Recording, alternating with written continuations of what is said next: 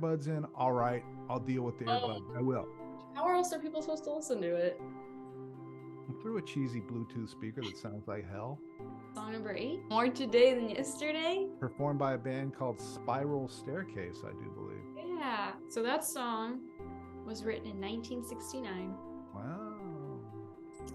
And yeah. Written by Pat Upton. I wonder who that was. I wonder if he was the lead singer. Because, man, that guy can sing. Yeah. His range is crazy. His range is mind-blowing. And it's wow. The size of his voice is... And he uses his full voice, man. That's impressive. So, again, it was a song I didn't know right off the bat.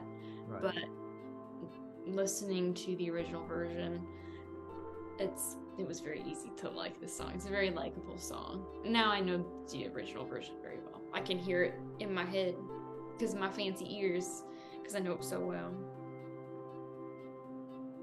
Yeah. All right, so there's a show business story with this song. Oh, yes, we love a show business story. So, in 2016, I'm a member of a band called the Tierney Sutton Band. Been a member a long time. Anyway, the great actor and director Clint Eastwood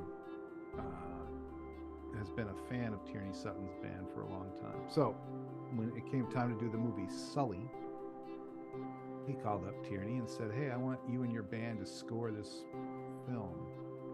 And he basically called her up on a Thursday, and we were in the studio on Saturday. So we didn't have a ton of time to work stuff up. So a lot of the stuff, the piano player Christian Jacob wrote some basic themes, which were beautiful, and then we would just look at the screen and sort of improvise our parts, which was really, really fun. So it was a Saturday and a Sunday, and we were done. And so we did the whole thing, and then later there was that big orchestra recording session too. But anyway, I don't remember which film, but it was one of the ones after that. Tierney said, "Hey, they want to do that song More Today Than Yesterday and use that in this film." Was it a Clint Eastwood film? Yeah, it may have been The Mule. Okay. I'm not sure. But they want to do kind of a subdued, kind of a darker version of it. And so I was talking to Tierney. I said, well, let me throw an idea together. So I put this basic arrangement that's on the recording, and went over to a friend, a guitar player friend, wonderful player named Tom Rotella. And Tierney and Tom and I recorded this version of this song. And I really was really happy with the way it came out. So anyway, they submitted it to Clint, and they decided to use a different song, and it went away. It was just sitting there. I always thought to myself, I bet Kalen would sound good singing this song. So that's what ended up happening. Then, these things take crazy turns. Arnold McCuller, who's one of the longtime backup singers for James Taylor, he and I are friends from work in the past, and Paul and I were doing this, putting together this conglomerate, this collective called the Chemistry Set, where we basically produce music. Yeah. So we had, a lot of Kalen on there, and we wanted some other singers. So I was like, Arnold, you want to sing a song? And he said, sure, what are you thinking? And I said, well, I have this arrangement of I Love You More Today Than Yesterday. He says, oh, I love that song. And I said, well, here, I'll send you the version's not what you'd expect. So I sent it to him with Kalen with you on there. And he was like, oh, this is beautiful. And I said, okay, well let me know what key you want to do it in. He says, oh, no, I like that key. Because Arnold's got a very beautiful falsetto. Yeah, he does. So anyway, so we record Arnold sing the song. He sings it beautifully. Yeah. And then we're putting together Obscured.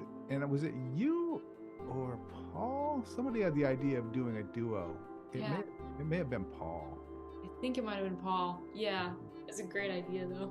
Yeah, so we basically kept his parts for a couple of the verses. Then we brought back, because we still had your parts in the session. Right. Just unmuted you other parts. And so it became this kind of very sort of precious, cool kind of a duo. Yeah. And it's funny because you met Arnold when you were probably 6. Yeah, I have no memory of it, but yeah, you met him. I've always heard really great things about him. He's one of my truly one of my favorite people. Yeah. On the planet. And I know he released some of his own music like a little while back, and I got to help out with one song. So. Yeah, he did a Johnny Mathis project a couple years ago, which is really a beautiful piece of work. He's great. So anyway, this one's kind of special. It sort of has a special place in my heart. Yeah, and it's I like both Ians. You like me? You like your daughter? I have my moments. Yeah, your moments. You're far enough away where I can like you. Oh, whatever. Well, in terms of what it's about, shockingly, it's a very direct message. Yeah. The way you sing the song, and I remember when Arnold was recording it, he was trying to figure out how to do the end. As a little coda at the end. Yeah. And he says, I'm not sure. He says, can I hear what Kalen did on this? And sure. So he played it for him, and I can hear him in the booth saying, she's got skills. I remember him saying that. Aww, that's cool. Yeah. So he basically took what you did and sort of made it into his own thing. But the thing that's interesting about it is it's a very jazz, almost melancholy treatment of it. But it doesn't sound that way because the lyric is so uplifting. Yeah, I was thinking it's more of like someone daydreaming about the person that they really like. It's not dark. No, it's like a very kind of mellow, even like lazy kind of state where you're just kind of like thinking. Right. Almost like you're savoring it. Yeah. Ah, that's cool. You're just taking your time with it, as opposed to the original, which is like shouting it from the mountaintops. Yeah. This one's song. We fixed it. We fixed it. You're welcome, Spiral Staircase. You're welcome. All right, we ready for song number 9? Guess what? It's song number 9. It was written in 1989. No, was it? I don't know. I made that up. No, you were actually very close, though. 88? No. Wasn't in the 90s, was it? No, it's 85. You're supposed to. Not close. That's close. As opposed to 1621, that's close. True. Our 9th song of Obscured is Don't Give Up by Peter Gabriel. And was it written by Peter Gabriel? According to my copious notes, yes, it was. Very good. This song was released in 1985. It had an interesting message, I thought. So apparently, during this time, Peter Gabriel had some kind of nervous breakdown. It inspired him to write this song. And the song, let me get his exact words. I like getting direct quotes. So he said about this song's message, the basic idea is that handling failure is one of the hardest things to do. And it's something we all have to learn to do in our lifetime. So that's kind of the inspiration behind the song. So based on that, I'm assuming his nervous breakdown had to do with some kind of unfortunate failure, something that didn't go the way he thought it would. Another source says that he composed the lyrics about a man whose unemployment causes stress in his relationships. And so he's trying to muster up the will and the courage to...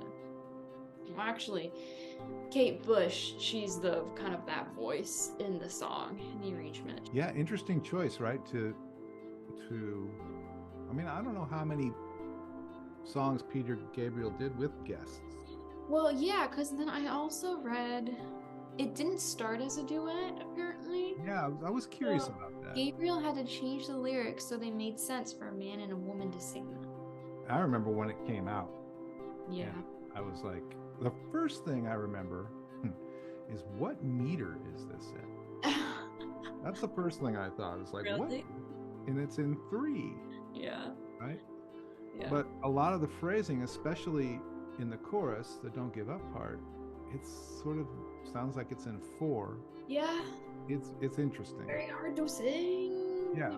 So because of that, I thought, why fight it? So all the verses are in 3, and I put all the choruses in 4 because that's kind of how I originally imagined.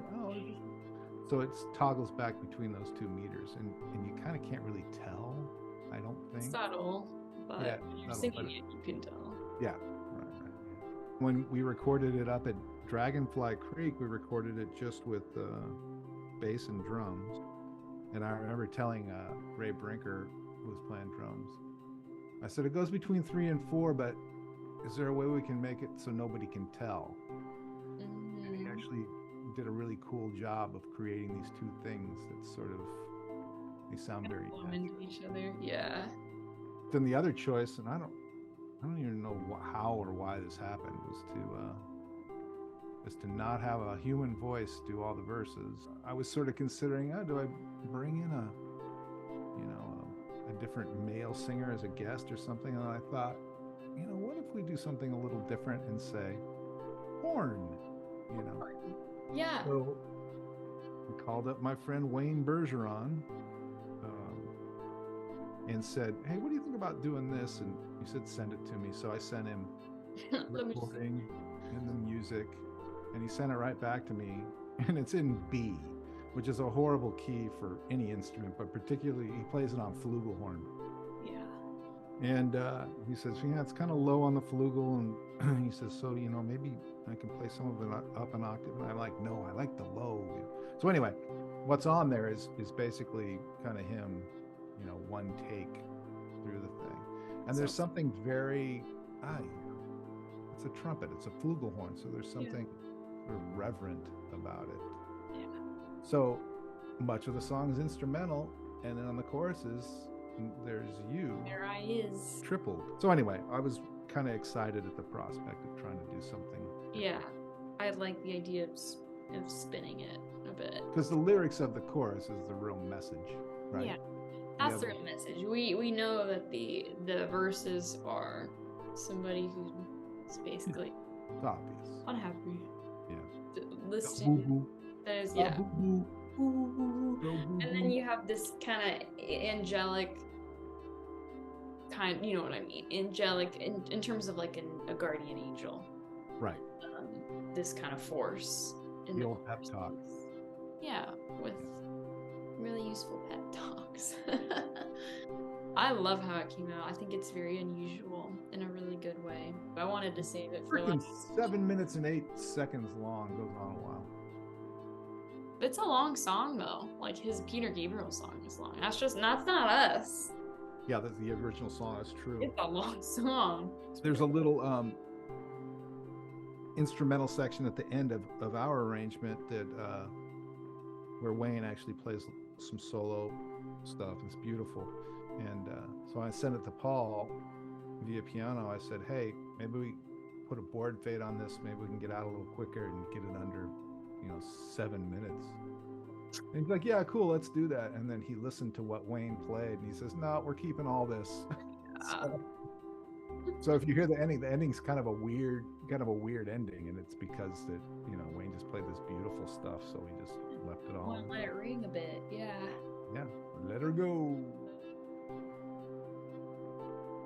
So Blurred was 39 minutes and 11 seconds.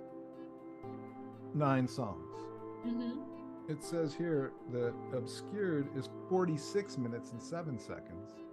9 songs. I think we have Peter Gabriel to thank for that. You might be right. Him and his long songs. That is interesting. Songs.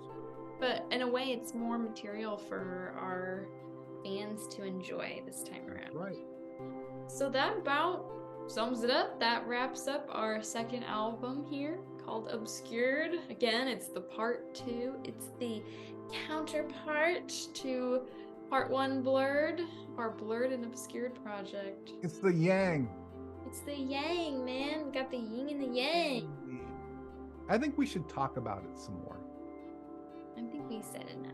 I think the people have had enough of our content. But I'm glad that it's finally all out. All 18 songs are now out in the world. Right. We are not sitting on any more covers. That's all we got. What do you have for you? It's 86 minutes of musics. A lot of stuff, man. And that doesn't include Not Forgotten. So everybody needs to listen to all of it. Yeah, that's right. We worked hard. Yeah, we hope you like it. We hope you enjoy. I worked hard. You just kind of breezed in and did your Yeah, thing. sure. I paid absolutely no made a bunch of energy into this project. Criticisms and comments, rolled your eyes a few times, warbled out a few notes. Yeah, I knocked over a few of your bases back there. Just straight back to the donut shop. Don't tempt me. I'm gonna go look. I want a donut. All right, that's all we got. But we have a lot more coming to be revealed. And no, they are not cover songs. And that is all we will say. Ooh. Thank you, everybody, for watching and listening and not judging. Lots of likes, please. Smash the like button. Smash it. No. Thank you, everybody. I'm going to leave this Zoom meeting. I'm your biggest fan. I'm your biggest fan. Oh, it's up here. I'm your biggest fan. Nice. Good stuff. All right. Peace out, world. Bye now. Bye.